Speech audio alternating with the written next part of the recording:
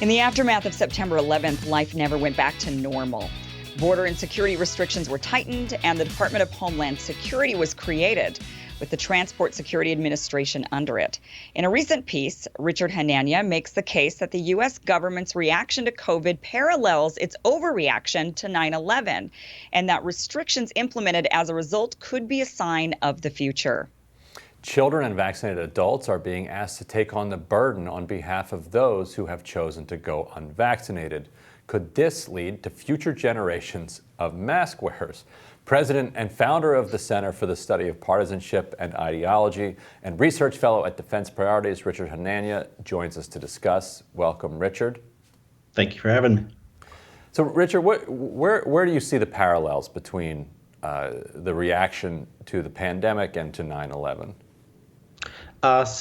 We go through life and there's always risk, right? There's no zero risk in life. And the question is, how big is the risk of a particular threat? And how much do we invest in stopping that threat? If a threat is small, you want to ideally invest small amounts of money and attention to the threat. If it's large, you want to invest more, right? And you don't want the response to the threat to be disproportionate. You don't want it to last forever after the threat has passed. So 9/11, there's been a great cost-benefit analysis done by a guy named John Mueller and his co-author Mark Stewart. And basically they found that even for the domestic security spending to make sense, you would have needed to prevent another 9/11 every 2 years. That's not even counting the war in Afghanistan, the war in Iraq, where you spend trillions and trillions of dollars. You lost more people in both those wars on the American side alone than you lost on 9/11. You've lost hundreds of thousands of people in Iraq and Afghanistan. And so we have this, I think it's pretty much a textbook case of an overreaction. And so I see parallels with COVID-19 because, look, not everything we did was an overreaction. I mean, some of the things, especially at the start when we were going with incomplete information that was necessary, we should have spending money and investing in vaccines. If anything, we should have done more of it. That was not an overreaction. But we're at a point now where the risk to certain groups is pretty much zero.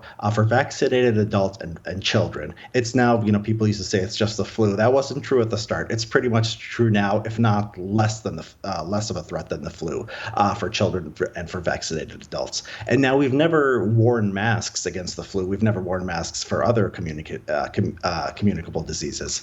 And so the question is, why are there still restrictions, and why are they coming back for vaccinated adults, and why are they still there for children? Why are children being forced to mask up 8 hours a day in a lot of places? And so if the threat is zero now to children, and it's not literally zero, you will be able to find individual cases. But look, if you're worried about your kids going to school, they're more likely to have suffer harm, driving on the way, getting hurt in an accident than they are from COVID-19. And that's even before vaccination. Now kids 12 and up can be vaccinated. And so if we're this extreme on safetyism, going overboard with the protections, you have to ask what's going to change. If the threat is zero now to children and we're so worried about kids, in another year, another two, are we still going to be doing this? I don't know. I mean, are we going to go back to mask mandates every time the case rate goes up a little bit? I'm here in LA County. They instituted a mask mandate. There's something like 5 deaths a day. I mean, it's tragic. But basically, everyone who wants protection can get it now through vaccination, and they're making every single person wear a mask at every interaction. And people on the job who work 8-10 hours a day in kitchens in sweaty conditions. Children not being able to socialize normally. I'm very, I've never said that COVID was no big deal. I thought it was, a serious problem we had to deal with. At this point, I'm worried that we've gone overboard, and I'm worried that there's no end run, because we know this thing is going to continue forever. There's going to be some part of the population doesn't want to be vaccinated. We're going to need booster shots. There's going to be mutations. So this is here forever. And the question is, when are we going to be able to go back to normal, given that the threat has reduced so much for most of the population? So, Richard, what do you think drives this overreaction? I mean, do you think that it's the media? Do you think that it's people genuinely being afraid? Do you think that there's some big money interest behind the overreaction? I think the first two you said, the media and people being afraid. I think you can't separate those two. Even the Biden administration, which has been, I think, too cautious by recommending masks in certain circumstances for vaccinated people, even they came out and they said, look, the media's coverage of the breakout cases of Delta has been hysterical. Nothing much has changed. I mean, it was the threat of serious hospitalization or death was zero before Delta, and it's still pretty much zero. Maybe, that'll change and you'll need booster shots, but we know how to deal with this. It's just vaccinations. It's just more booster shots. It's just coming up with a new vaccination every year or so, or whenever the disease mutates.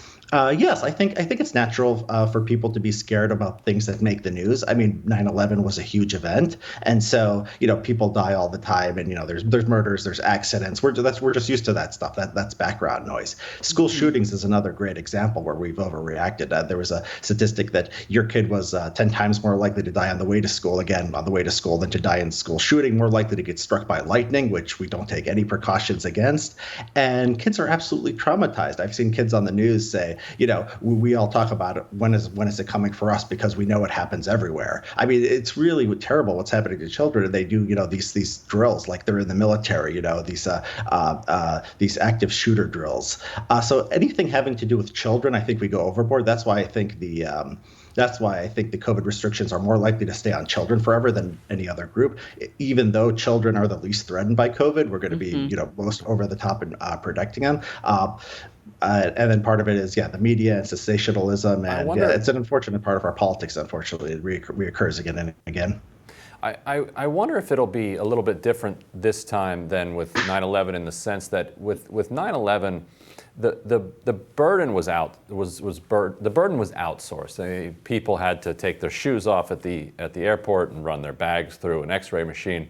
But other than that, other people really bore it. Whether it was the Iraqi people, the people in Afghanistan, or the U.S. troops who went over and fought in those wars.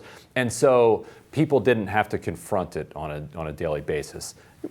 Putting in an 8-hour to 10-hour shift in a hot kitchen with a mask on is confronting it yourself directly. And so or seeing schools shut down, or seeing kids have to wear masks all the way through school, that is directly having to bear that burden. So do you think that there will be some relationship between public pushback against the overreaction and the fact that the public is actually being asked to bear some of it?